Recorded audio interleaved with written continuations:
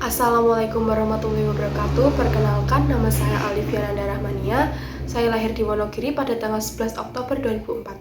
Saat ini saya sedang melanjutkan pendidikan di Universitas Islam Raden Mas Said Surakarta, mengambil program studi Perbankan Syariah, Fakultas Ekonomi Bisnis Islam. Saat ini saya semester 2. Di video ini saya akan melaksanakan tugas untuk memenuhi mata kuliah Islam dan Budaya Jawa yang diampu oleh Bapak Zainal Anwar. Saya dari kelas 2F dengan NIM 225231202. Di sini saya akan membuat tugas tentang storytelling, perjanjian Giyanti, dan terpecahnya Pulau Jawa. Perjanjian Giyanti adalah sebuah perjanjian antara VOC, pihak Kesultanan Mataram yang diwakili oleh Sunan Pakubuwono III dan kelompok Pangeran Mangkubumi. Yang menjadi latar belakang perjanjian Giyanti adalah keinginan dari Pangeran Mangkubumi untuk melawan pemberontak yang dipimpin Pangeran Sambernyawa yang melakukan perlawanan terhadap Kerajaan Mataram. Pemberontakan ini dianggap bisa mengancam kekuasaan Pangeran Mangkubumi. Isi perjanjian Giyanti adalah membagi Mataram menjadi dua bagian, yaitu Kasunanan Surakarta di bawah kepemimpinan Pakubuwono III dan Kesultanan Yogyakarta di bawah rajanya yang bergelar Hamengkubuwono I. Sebuah kesepakatan VOC dengan pihak Mataram yang diwakili oleh Sultan Pakubuwono III dan kelompok Pangeran Mangkubumi. Perjanjian ini ditandatangani pada tanggal 13 Februari 1755 secara de facto dan de jure menandai berakhirnya Kerajaan Mataram. Pemberian nama Giyanti tersebut diambil dari tempat ditandatangannya perjanjian tersebut, yaitu di Dukung di Desa Duku Kerten, Desa Jatiharto, Karanganyar, Jawa Tengah. Dalam perjanjian ini Mataram dibagi menjadi dua wilayah, yakni wilayah dari timur Kali Opak dikuasai oleh pewaris Mataram, antara lain Sultan Pakubuwono III yang bertempat di Surakarta, dan wilayah barat kawasan Sultan Hamengkubuwono yang bertempat di Yogyakarta.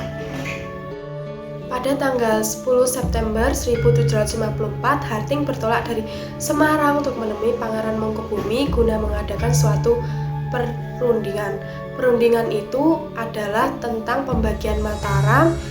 Harting memberikan penawaran Mataram sebelah timur, tapi penawaran tersebut ditolak oleh Pangeran VOC, mengusulkan supaya Mangkubumi jangan memakai gelar Sultan dan menentukan daerah mana yang beliau kuasai pada tanggal 23 September 1754. Pangeran Mangkubumi memakai gelar Sultan dan juga mendapatkan setengah kerajaan untuk pantai utara Jawa adalah kekuasaan VOC. Dan pada tanggal 4 November 1754 memberikan surat kepada Gubernur Jenderal VOC untuk persetujuan Gubernur Jawa serta Mangkubumi. Maka dari hasil perundingan itulah lahirlah perundingan Giyanti atau perjanjian Giyanti. Adapun dari isi perjanjian Giyanti antara lain ada 9 pasal yang terdiri dari pasal 2 dibuat kerjasama antara rakyat yang ada pada kekuasaan kompeni dengan rakyat yang ada pada kesultanan. Pasal 3 sebelum bupati dalam memberikan surat kepada Gubernur Jenderal VOC untuk persetujuan Gubernur Jawa serta Mangkubumi. Maka dari hasil perundingan itu lahirlah perundingan Giyanti atau perjanjian Giyanti. Adapun dari isi perjanjian Giyanti antara lain ada 9 pasal yang terdiri dari pasal 2 dibuat kerjasama antara rakyat yang ada pada kekuasaan kompeni dengan rakyat yang ada pada kesultanan. Pasal 3 sebelum bupati dalam dan para bupati melaksanakan tugasnya masing-masing harus dilakukan sumpah setia terlebih dahulu pada kompeni di tangan gubernur.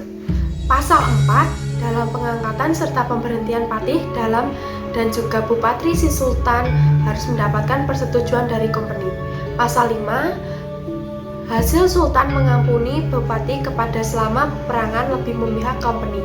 Pasal 6 si sultan tidak bisa menuntut atas Pulau Madura dan daerah pesisiran karena sudah diserahkan oleh si Sunan Pakubuwono II kepada kompeni pada tanggal 18 1746 dalam kontraknya.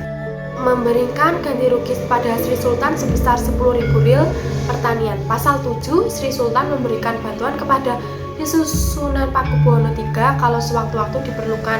Sedangkan pasal 8 si Sultan berjanji menjual seluruh bahan-bahan makanan dengan harga yang tertentu pada kompeni.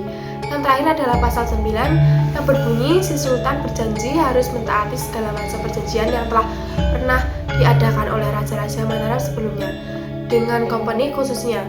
Perjanjian-perjanjian 1705, 1733, 1743, dan 1746. Dampak dari adanya perjanjian Giyanti adalah akan berlangsungnya kerusuhan. Hal tersebut dapat terjadi karena kelompok Raden Mas Said tidak ikut serta dalam perjanjian. Sekian yang dapat saya sampaikan, kurang lebihnya mohon maaf. Wassalamualaikum warahmatullahi wabarakatuh.